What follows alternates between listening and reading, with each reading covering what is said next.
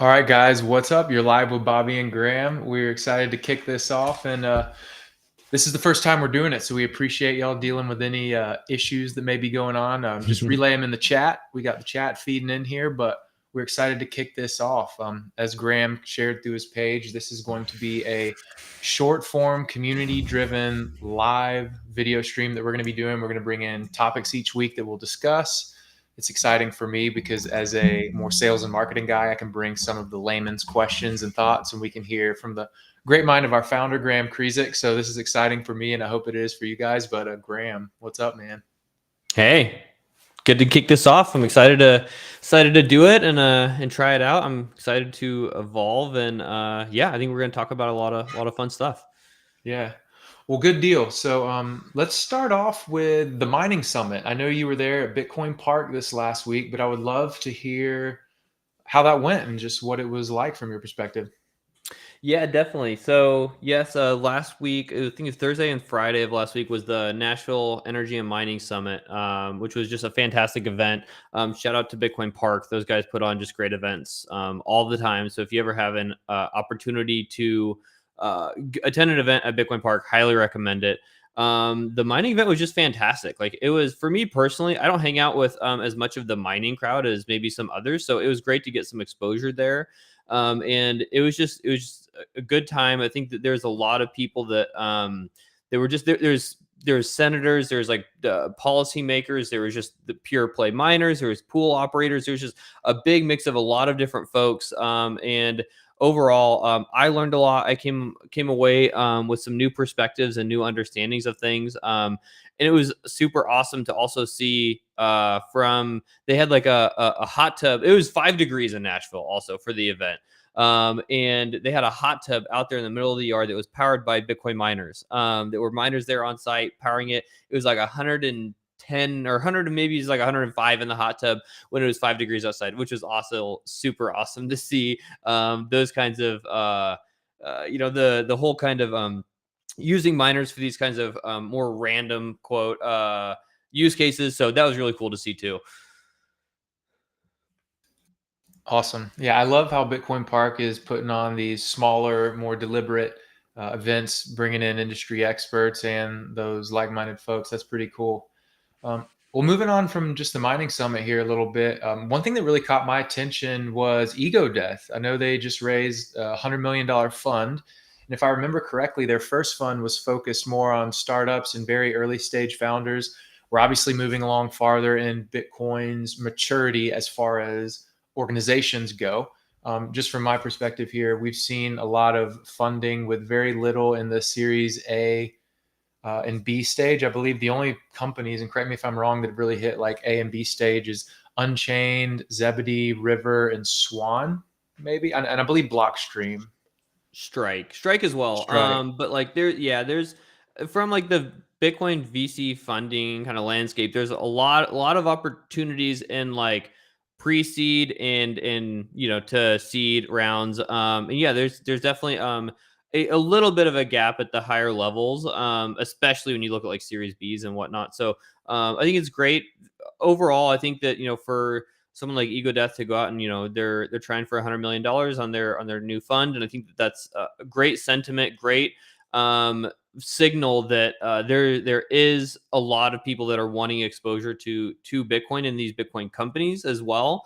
And so I think that it's great validation for kind of the space, and it's also I think it should be a big positive signal for those that are wanting to build or start companies in the space, knowing that you have a lot of opportunity to get backed by some really talented folks like Ego Death and like general there's a lot of other funds, Stillmark, TVP, the people that have backed us like as a shill there, but like there's a lot of really good VCs inside of the Bitcoin space. And so if you're interested in building, starting a company, anything like that, I feel like it's good validation for people to want I don't want to say it de-risk starting a company because there's always risk there, but it allows you to be able to raise funds that that there's people there that have the opportunity for you to help you grow your business. So I think that's super helpful for those kinds of folks. Yeah, absolutely. And I want to share this because I remember you mentioned Trammell. They shared their report this last year. And I Yeah. want to open this and if it'll load here and share it with the audience because, yeah. So if y'all want to take a peek at this, I'll share this screen here and let's go to this view. So this is Trammell's report. We mentioned that Ego Death raised 100 million, and you can see that in total in 2021, 300 million was raised. 2022, 343 million is raised. So just in 2024, Ego Death is going for 100 million raised, and you can see here some of the prior capital raised by stages. But this is really interesting because not only, they obviously have to raise the entire fund, but this is pretty important because we're seeing individual VC firms raising what was 1/3 of the prior year's almost full amount of capital raised. So that is a pretty big signal and advancement that there's what they believe to be demand out there and a lot of new solutions being built in and around Bitcoin. And I'm curious, just from your perspective, what are some of maybe these edge cases, without giving up precisely what other companies are doing? What are some of the edge cases that people are exploring in 2024 that maybe were not really being looked at in 2021, 2022, around the time after Voltage was founded? Yeah, I mean, I think that's a great breakdown there, and I think yeah, we'll definitely throw a link to the TVP's research like in the comments or after the show, because it is a great piece of research, and I think that to also put a distinction out, I think that the Ego Death is. I think they're targeting. I don't think that they've closed the 100 million, but I think they're targeting it. But just like good distinction there. But I think from as we look at the next year to 2 years, I see a lot of opportunity inside of folks like general crypto companies, maybe exchanges or things like that that want to enable more Bitcoin and Lightning type services inside of their applications, especially with like the whole ordinals craze and all those things. We see a lot of Web3 companies looking at coming back and using Bitcoin in some new ways, or doing it more efficiently given the on-chain fee environment and things like that. And additionally, I think that we'll see more and more traditional financial institutions starting to look at Bitcoin and Lightning. We've kind of preached about the ways that Bitcoin and Lightning can add value from like saving money from like transaction fees, or reaching a new audience from like the global perspective. And I think that we've talked about it a lot, but we've seen it's maybe semi slow in terms of actually that kind of coming into play where people are actually incorporating those into traditional financial products. I think that we're going to see people start to actually build out proof of concepts and start to put those actually into practice. So it's not only we're going to stop talking about it only. People are going to start actually building things and doing some new either building new experiences entirely, or just making existing operations much more efficient for their organizations. Awesome, good deal. So yeah, congrats, Ego Death. That's wonderful. Mhm. Another topic we had on the menu here today, Tony Giorgio shared a pretty great post here on Stacker News. And those of you who are not familiar with Stacker News, give it a peep. But Tony made a post about how Fedimint is self-custodial. And this is, I think, language that maybe the industry is and individuals are learning to grok. Like there's, you're trusting a custodian, there's non-custodial, there's self-custodial. And Tony does a pretty good job diving into how Fedimint is self-custodial and what some of the problems are. But I know you read over this, Graham, and I would love to hear your insights because we've had the privilege of working pretty closely with Tony. I know you have a relationship with him, and Tony's company that he co-founded with Paul and Ben is Mutiny Wallet, which uses the Flow product for inbound liquidity. So, all that being said, kind of share some of your perspective on Fedimint and what he really dives into within this article. Yeah, I mean, Tony is always a great writer. It is very maybe dense for like kind of a first grasp at what kind of Fedimint is, and the trade-offs and all those things. But he does do a pretty good job of kind of breaking down like what it is and what it isn't. I think that I think to his point that he's trying to make there is that, people usually people have always described Fediment as collaborative custody or something like that, where you have, a federation of, a bunch of different members that hold keys to the Bitcoin, and then you can have this kind of Chaumian eCash on top. And I think that his points were around like how the difference in like actually holding like the eCash is self-custodial in that regard, which, and so like you can think about it from like, if you look at it at a hierarchy, if you think about Coinbase or any exchange for that matter, Coinbase, you have an IOU to the Bitcoin. You don't actually own Bitcoin. You just own the IOU, but you also are trusting them that they're going to kind of honor the IOU, or that the IOU will even, exist long term. And the difference with like Fediment is that you still have an IOU to Bitcoin. You don't actually still own Bitcoin in the system, but you can self custody that IOU. And then you can actually, use that IOU. You can transfer it. You can do all the things inside of the mint, and actually have control, and not have like, Coinbase could not allow you to transfer your IOU Bitcoin to some other Coinbase user. But inside of Fediment, given the kind of the cryptography, the system inside of it, given how it's privacy preserving, and there's actually no way to kind of block those transfers for the most part, it gives you much more control over the IOU. So it's still like, and then the bottom layer of that is like no IOU, you actually own Bitcoin in the most real sense. And so it's, the challenge is always kind of the wording around these things. I think that it's very, very hard for, normal users to come in and understand what is the difference between Coinbase and Fediment and, Bitcoin proper and Lightning, like all these different things. And all of them have their pros and their cons. All of them have like benefits, trade-offs, all these different things. And so I think it's been very, very challenging to actually make to draw the distinction on what is what. And that's something that we need to, I think, frankly, do better as a community, is really lay out what do these things do and what do they not do. And so I think that's what Tony's trying to do here, is kind of take his view, as they've been working on implementing Fediment into the Mutiny wallet for a little while now. And so I think he's kind of putting his view after, implementing it. Here's what I think, here's what I see. And I think that also being candid about here's what it is and here's what is not. So people understand, and they understand the risks associated with each thing that they're doing.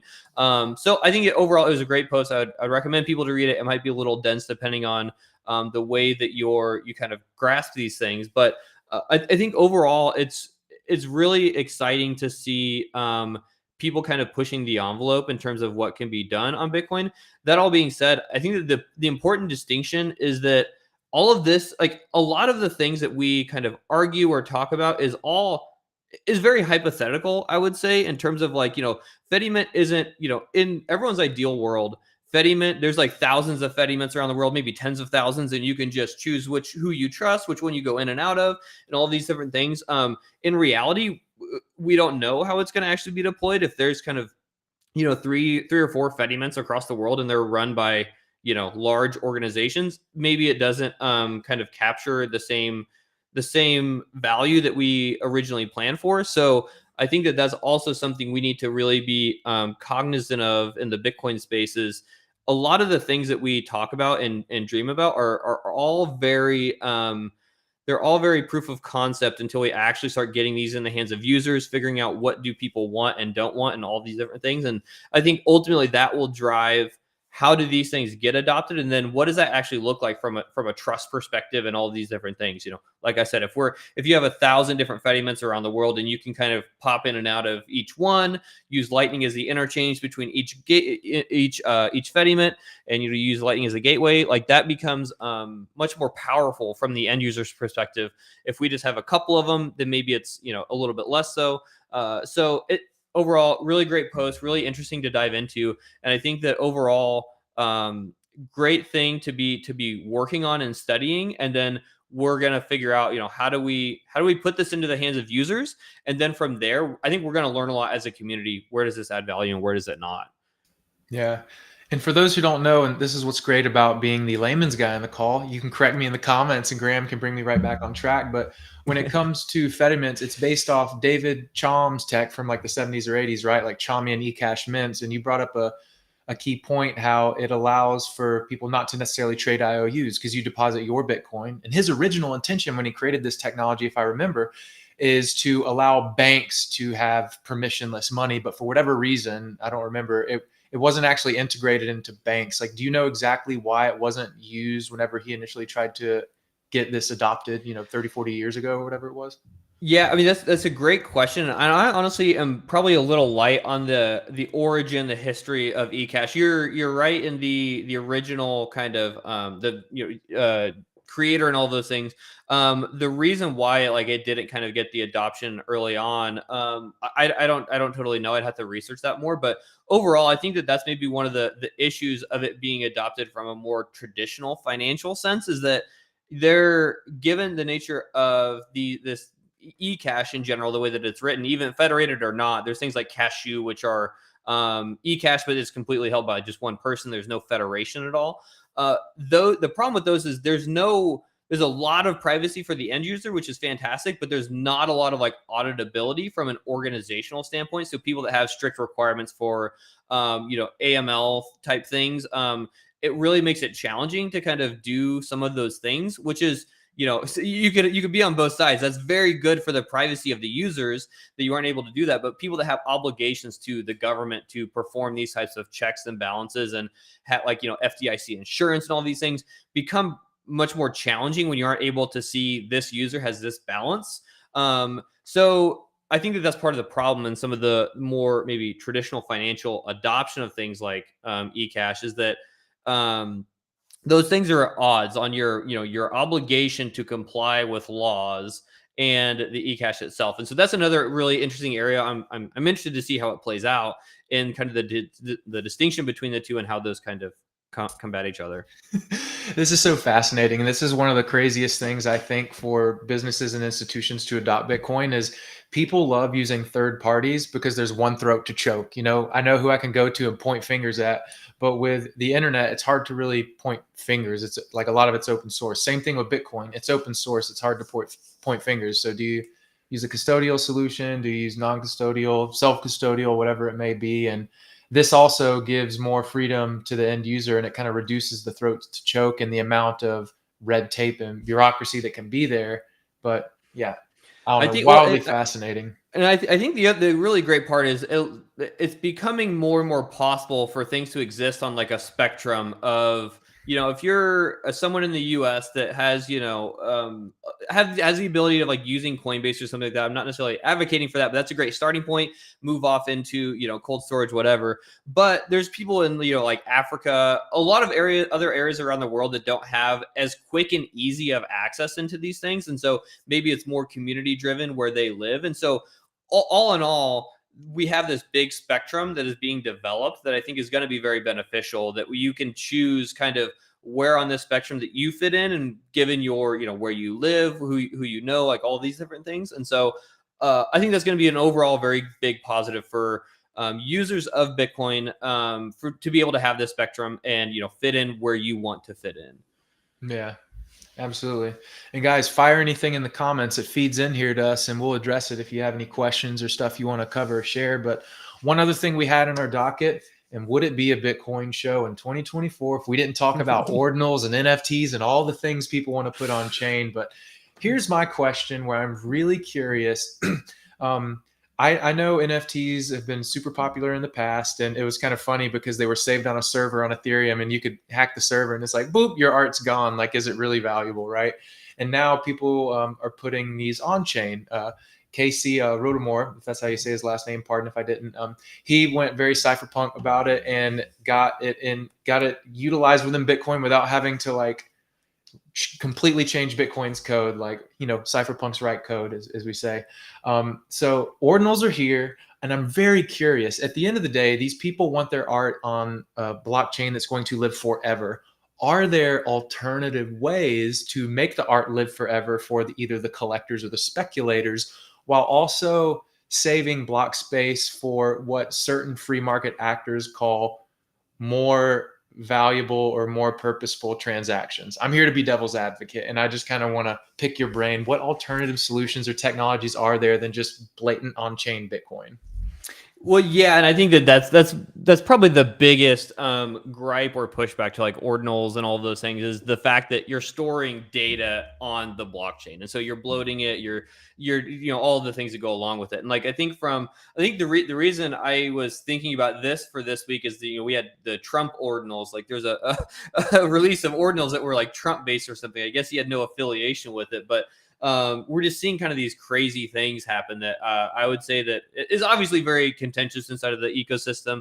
A lot of people, maybe don't agree with it. But overall, I think that to your question, the things that, things like taproot assets definitely pose a much better ability to do things like NFTs and whatnot, like stable coins and all those different things that things have been talked about. But ultimately, Taproot Assets implements asset issuance on top of Bitcoin in a much more chain efficient way. So you're not just dumping arbitrary data into all of your transactions. You actually have a way of kind of tying it into other services, other areas of the world, really, and have a cryptographic link into having it have an on-chain verifiable way of kind of associating the two. So I think that for all of those people that don't like ordinals and things like that, I think that pushing to taproot assets is and I'm fairly light in like the different kind of the distinction between the two from an NFT perspective, but taproot assets is obviously way more chain efficient. And so I think that looking at people driving in that direction is going to be much better over time. And this is also a thing that all I haven't completely verified on my own, but in at the Energy and Mining Summit in Nashville, like we were talking about at the beginning, Luke Dasher said that originally. So this is his claim, so I need to validate it, but I'm kind of repeating it because it was an interesting thing to me. Was that Satoshi implemented the first kind of filtering of transactions to prevent kind of random of things to abuse the network. So Satoshi was the first one to implement a filter. There was a filter put in like 2014 to prevent like arbitrary data from being like input into transactions. But part of SegWit, I think that got bypassed like accidentally, and like the filter never got put back in place. And that's how ordinals are able to happen today. Again, I haven't verified that, but it was an interesting take that it's kind of it was also potentially not a the original kind of idea around Bitcoin was to not enable things like this arbitrary data to be kind of built in, more kind of associated the way that Taproot Assets does, and keeping Bitcoin more as like the payment system that can be associated with these other things. So I thought that was interesting from kind of the historical perspective. But yeah, overall, I think that from the mining summit as well, I think that a lot of the miners, they're earning more rewards. So people were like, it was they're obviously making a little bit more money from the ordinal. So that was a kind of an interesting to see those people have a reason to be against kind of doing something about it, I guess. Yeah, that makes total sense. Well, we're getting close to time here. I don't know if there's anything else on your mind or that you want to share just as before we call it a cap. No, I mean, I think this is great. I think it's been good topic. So I guess to kind of reiterate for anyone watching the intent of the show, just to cover the top things that happened basically over the last week in Bitcoin. So if there's things that you would like us to cover, or if you have questions to know more about or anything, ping us on Twitter, LinkedIn, whatever, YouTube, any of those things, and we're happy to cover new topics and anything that you guys want to see. We're definitely eager to cover what you guys want, like the intent of it being a very community driven show. So yeah, we're gonna just continue ripping on these, and hopefully this is, I think that we haven't completely botched anything yet in the first episode, but hopefully we'll get better at this and be able to actually fill in the gaps for a lot of you out there, and really be a way for you all to stay in tune to kind of what's happening across the space. That's great. Yeah, anyone watching, we appreciate the liking, the comment, the shares. That goes a very long way in helping others find this and creating more adoption for Bitcoin. But short form, you guys in the comments, we're going to listen, follow your lead, and we'll be doing about 20-25 minutes every week. So stay tuned. Next week, same time, we'll be scheduling it out, and we appreciate you tuning in. And Graham, thanks for making time out of your day to come chat some Bitcoin with me. Yeah, definitely. Thanks a lot, guys. We'll see you later. All right. Bye.